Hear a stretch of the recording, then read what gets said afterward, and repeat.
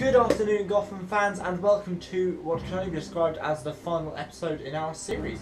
Well, not the final episode, but the final episode about a single episode on its own, rather than the collective season 2B and the collective season as a whole, which I'm going to do 2 videos after this one to wrap up the series. So yeah, before we start, as always, issue a quick spoiler alert because we will be spoiling Monday night episode. And if you haven't watched it, obviously don't watch this because you'll ruin it for yourself. So go and watch that first, go and watch season 2 finale, and then come back and watch this video. Hope you enjoy this week's episode.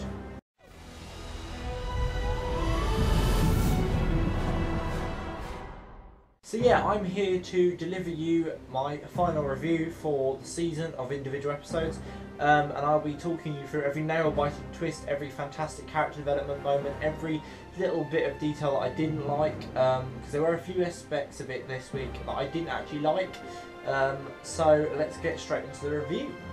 So the title then, Season 2, Episode 22, the finale, was titled Transference.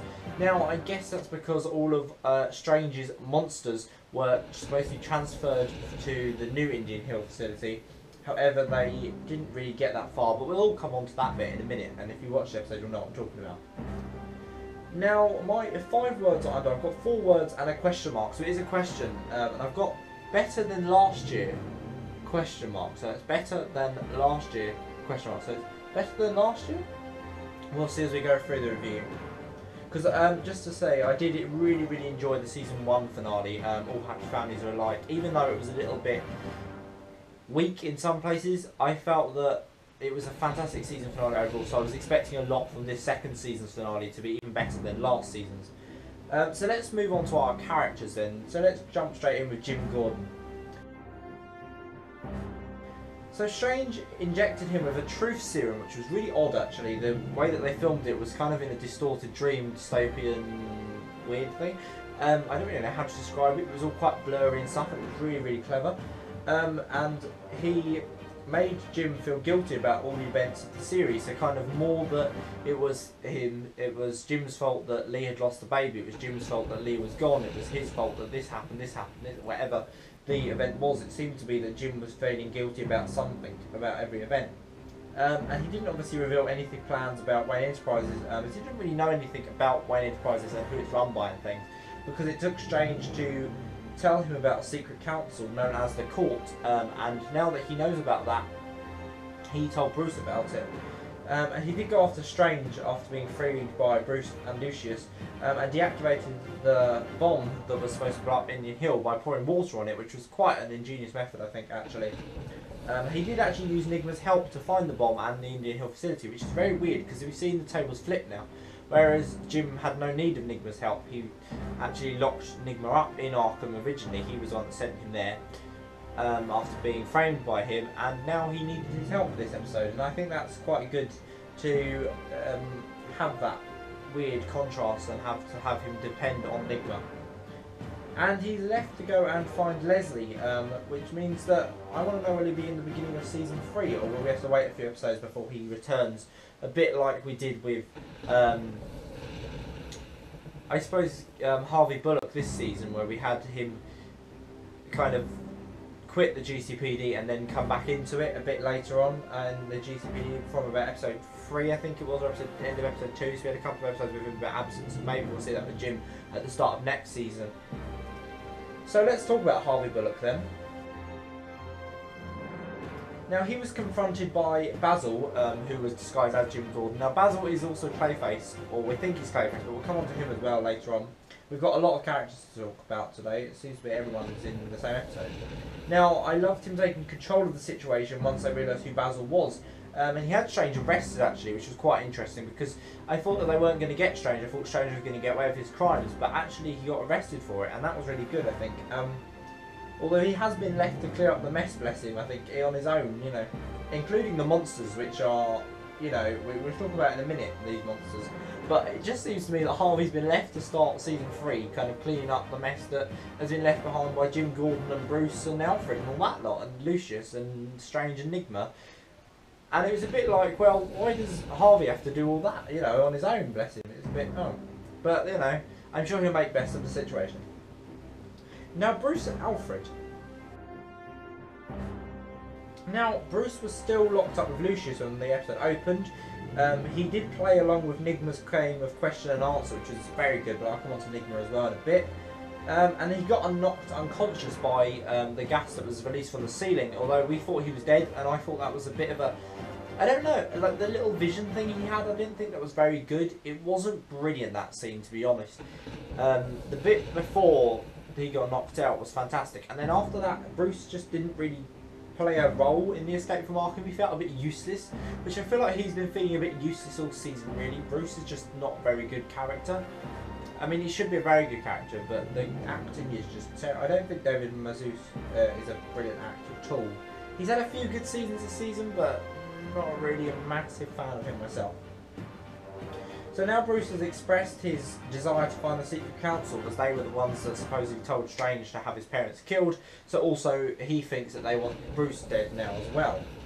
Alfred played very little role, I think, this week. He wasn't really that relevant, other than to really just be there when Bruce got out of Arkham. So let's talk about Lucius Fox. Now he helped Bruce with the questions and the answers, as I said. He was in the room with him. He helped Jim with the bomb, I suppose, ish, really. He didn't really... I don't know, maybe Lucius as well is a bit of an irrelevant character. I feel like this season, although they made him a season regular, he wasn't really in it enough for me to feel like he was a season regular. He wasn't there doing enough stuff. And we assume he's managed to escape Arkham. I mean, I don't think we saw him, but he definitely did.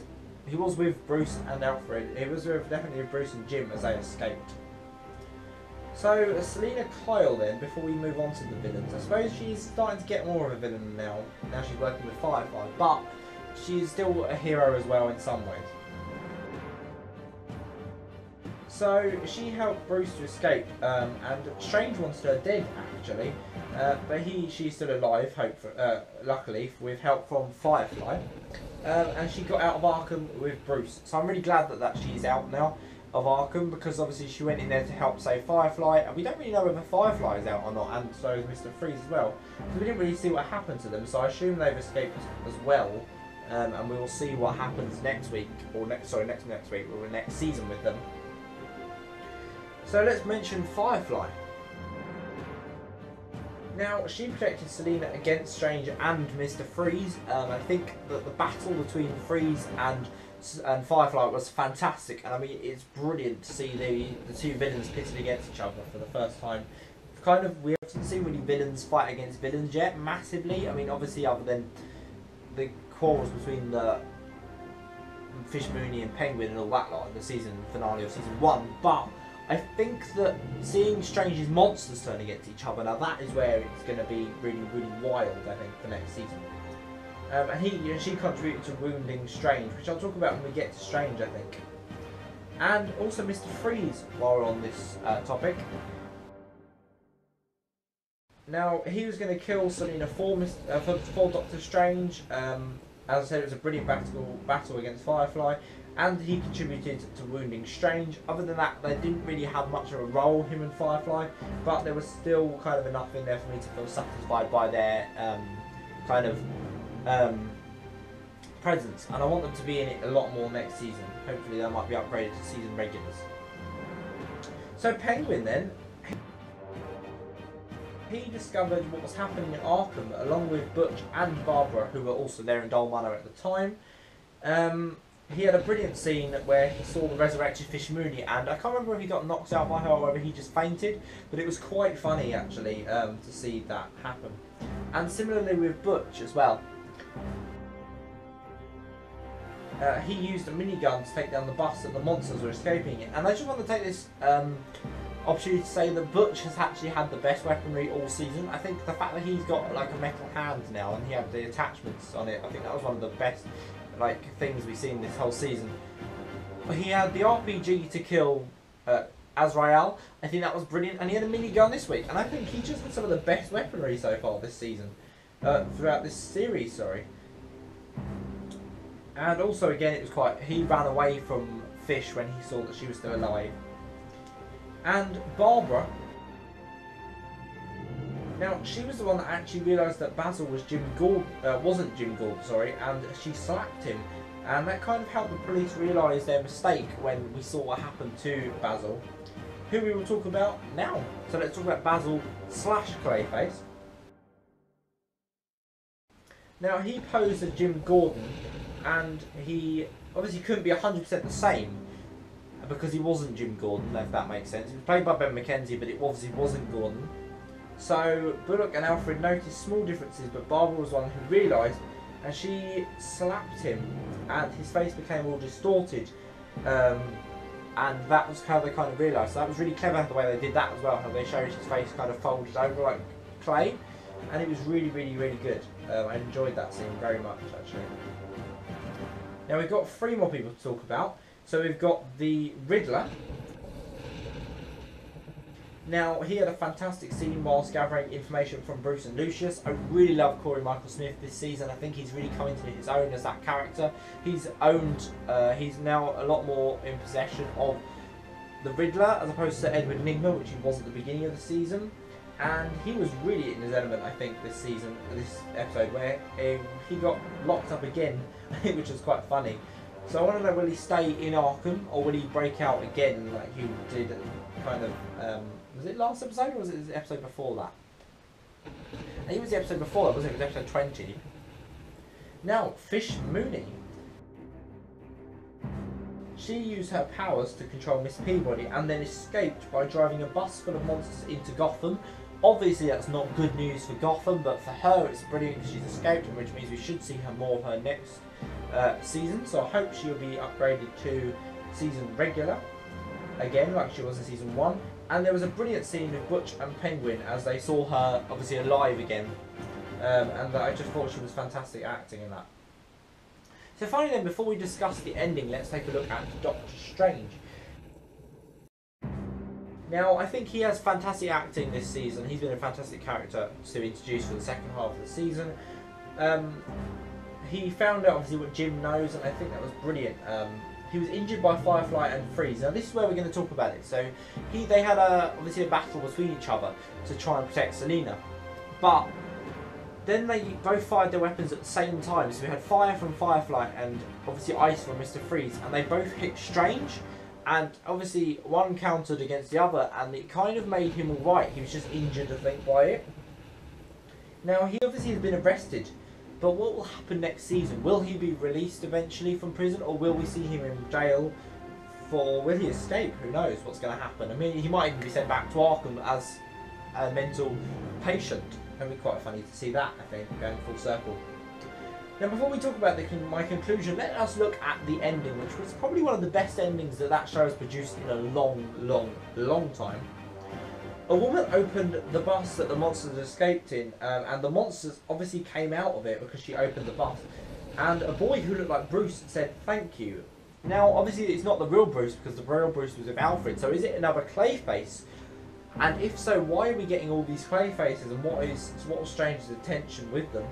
And I did think actually that in the midst of the confusion, shall we say, of the ending, that I heard Jerome's laugh, so hopefully that might mean that he is coming back into it as well.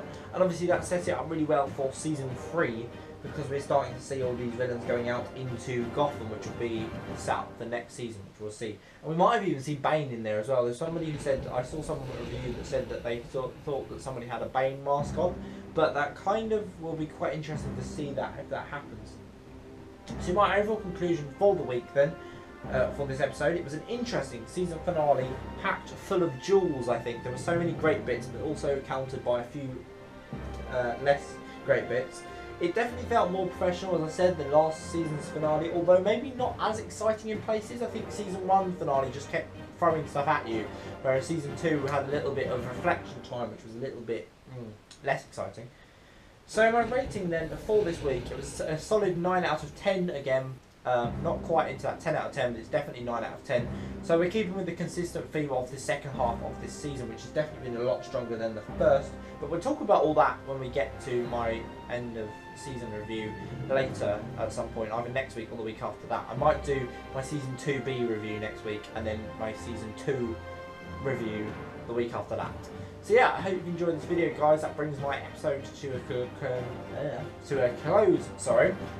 Yeah, I hope you've enjoyed it. Please like and subscribe. If you did, you can subscribe down below and go and check out my other reviews for Gotham. If you're a massive fan, there's a massive list now, a playlist of all my reviews for this season. And also there are my Game of Thrones reviews if you're a Game of Thrones fan. And also there's other videos like my holiday videos from my May Day weekend bank holiday that you can go and check out. There's a playlist of 3 of them on my channel page. So yeah, thank you very much for watching, guys. I do hope you've enjoyed this season as much as I have. If you have, please comment in the comments how much you've enjoyed it on a scale of 1 to 10, 10 being the most, 1 being the least. And I really hope to see you all again very soon. Bye!